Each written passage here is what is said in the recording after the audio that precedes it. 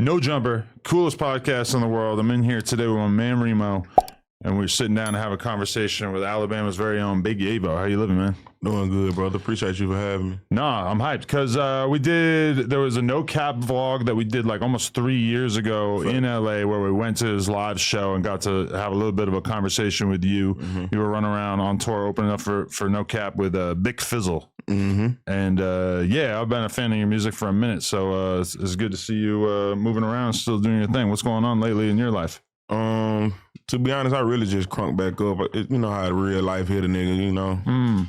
It's just life, you know what I'm saying? Sometimes some people can cope with it and keep working. Some people have to slow down and, you feel me, figure it out. And I'm one of them people because I don't really got nobody in this shit. So really, when real life hit me, I just had to fall back and play my cards type shit. But I'm back now type shit. So real life in terms of like crazy street type drama, were you having any difficulties with the law? Was it label shit? Like what was going on in your life? All everything. He's everything, all of the above. How you rate your pain, all of the above. Damn, okay, that's crazy. So all right, when you did fall back, what type of shit you was doing just to fall back? Like just getting right with myself, bro. Yeah, for sure playing the game. That's one of the things I do to keep my mind busy, but a lot of shit, bro. Working, trying to invest, being with my kids more, shit like that. So you invest your money outside of rap, though? Yeah, for sure. Most definitely. What kind of stuff? I book another artist. Shit, I had invested to a club. I got a lot. I invested a lot of places for a lot of just little side shit. You know, cause this shit will slow down on you. So that ain't nothing new. Who put you down to that? Because, you know, a lot of black people, we don't really have that many entrepreneurs that can show us the ropes. My uncle. Shout out Christopher. My uncle for sure. He in the club business. Shit, and he been having this shit going on, and he was trying to get something new. So I was like, damn, this makes sense if I, you know what I'm saying, put my bread in with you and we come together and figure something out. So it was just somebody I knew that been had their motion going, and I was like, damn, I'm trying to invest and get in where I fit in type shit, you know? Yeah. That's something I'm still working on figuring out because I feel like I got the YouTube thing and everything. And then it's like, I know people who own a bunch of houses or apartments, or they have some other side business that's like completely disconnected. And it sounds great, but also it's like, you kind of have to be willing to multitask and like be able to take your eye off your main thing and like put some attention over here. And traditionally, I never really been able to do that. And that's, you know, that get hard trying to level out the money, the income, you know what I'm saying? Especially when your main focus is one thing, which is music. So. Right. Because when you're coming up, you're looking at music as like, this is the one thing that's going to save me and make me somebody who's not just a regular guy. Exactly. And so it's like, you know, you're so used to putting 100% of your effort into that. For sure. I mean, that's with anybody. Like, just like if you cut grass and your grad cutting company doing the most numbers, you're going to put your... You know what I'm saying? You're going to put all your focus right there. So rap bringing in the most money. You know what I'm saying? So, but now I'm exploring real estate. You know what I'm saying? That shit ain't, you know what I'm saying? Like once you look at other options and see what it could do, you know what I'm saying? He'll figure something out. Was that a part of your cheat code? Because being from Alabama, there ain't too many rappers that come up out of there. So, but you know, booking artists and stuff, was it a thing where you was booking artists and maybe opening up for them? No. It was after the fact. After the fact. Oh yeah, but smart man. Like when my shit started slowing down, I still got paid. Yeah. I ain't just flat. You know what I'm saying? Even when the music started, I ain't never just been a nigga just. But you started using some of your rap money to book other rappers though. Feel me? Yeah, that's smart man. But even like the biggest rappers, they're in your face. They drop an album, they tour, and then they're just gone for like 6 months or a year or whatever. That's the old school way of doing it, is to kind of like take frequent long breaks so you can like be creative and kind of make the people miss you and then come back. Even though I don't know, like I feel like you can't do that until you get it to a certain peak. That's why I fucked up at. And I wouldn't say though, because I didn't try to do it intentionally, like it was real life. But I don't. Whatever you going through, any artist, you know what I'm saying, that watching this, whatever you going through, and you know what I'm saying, you focus on music, or it don't got to be music. You focus on football. Don't fall away from it and try to deal with real life. Man, go harder. Like make that shit big motivation, because that's what I should have did different. But everybody do shit different. You know what I'm saying? So let's go through the early days of Big Yavo. So tell us a little bit about your upbringing and what your household was like that you grew up in. It was just me and my mama. Well, it was me, my mama, and my sister at first. Like when I first when I first came up. Then then I moved with my grandma, and it was just me, my sister, and my grandma, and my granddaddy. And I moved back with my mom, and it was the same shit.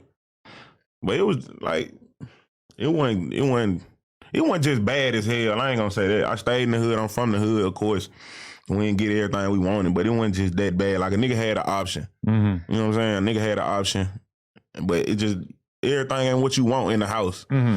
Everybody want more out of life, so it wasn't like my mama, my grandma, my auntie ain't do right by me or tell me what to do. They did. I just chose to do the wrong shit. So your pops wasn't around? Nah, hell no. My pops was locked up. He was before he got locked up. Oh, really? Though. Okay. Yeah. Damn. So did you keep much of a relationship with him? Yeah, we cool. Okay. Cool as hell. I fuck with my pop. I was just with him. I just went to a show with him. Oh, okay. So he's out now? Yeah, he out now. Okay. That's what's up. And do you have a memory of like listening to a lot of music in your house growing up, or was that part of your upbringing? Hell yeah. Cause that's my piece. Like, well, one of my pieces, like music. Like, that shit will soothe your mind. Just keep it busy, you know? Yeah. Been listening to music, been hopping in the car with Unc, he bumping some shit, hopping in the car with Granny, she bumping gospel. It's music everywhere. You know what I'm saying? That shit ain't stopping my house. What kind of artists in particular? And did you remember like just like really gravitating towards the rap stuff? Nah, cause like I said, it was, if anything, bro, I supposed to been a gospel singer, cause like I was with Granny and my auntie them, like, and they was like in church. They had you at the church? Facts. You was singing in the gospel? Hell no. Nah. And they had you in the choir? Nah. Man, he was just with me. My auntie just told me I was in the choir. I was like, no. She was like, you was. I was like, so I was singing. She was like, no. You was playing bullshit, like, you know what I'm saying? But hell nah, like, all that shit music. That's when I came on around, like gospel, church song, church music, old school, R&B, rap. Like, it wasn't nothing particular in my house. Yeah. Definitely. So now that you've had a chance to kind of like travel the world and everything, when you look at Alabama and the environment that you grew up in, how does it compare to a lot of other places that you've been and shit? Because when you're young, you can't really tell the world shit about where you're from because it's just what you're used to. But now that you've kind of got more of a perspective, like what was it really like? That shit different. That's the trenches.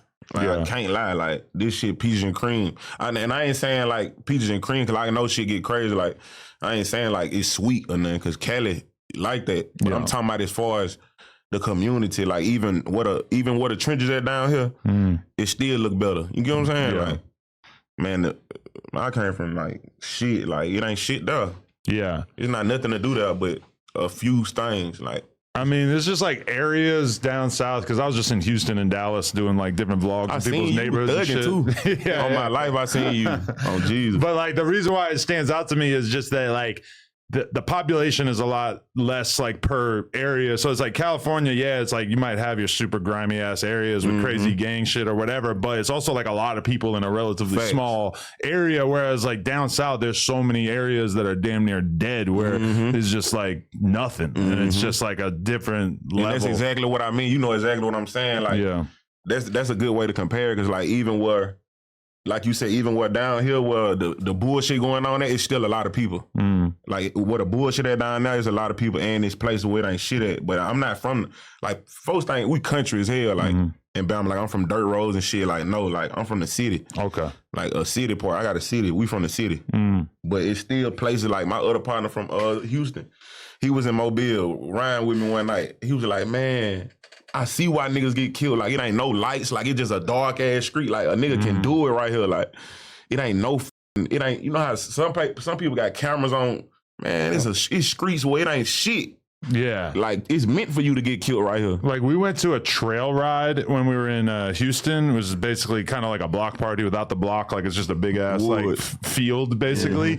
And when we showed up, we were with Maxo and Cartel Bo. And when we show up, and they're like, damn, yeah, somebody got killed here, like, right before we got here. And I'm like, are you fucking serious? And they're telling me about it. And I'm like, just realizing, like, oh, like, whoever did it's getting away with it. Because we in this giant field, like, unless they're crazy as hell, like, I don't know how they could get away or get caught up for it. And that shit be so reachable. Like, places like that, like roads like that, like we could turn right here and, you feel me? Like, it ain't, you don't got to go far to do nothing. But the opposite of that is New York City, where you want to shoot somebody, good luck. It's gonna be in front of everybody. Cameras that just film it's gonna be in front of the whole world. On God, like, that's what it separates us from bigger cities like Cali, New York. Like, it's easy to get away with shit.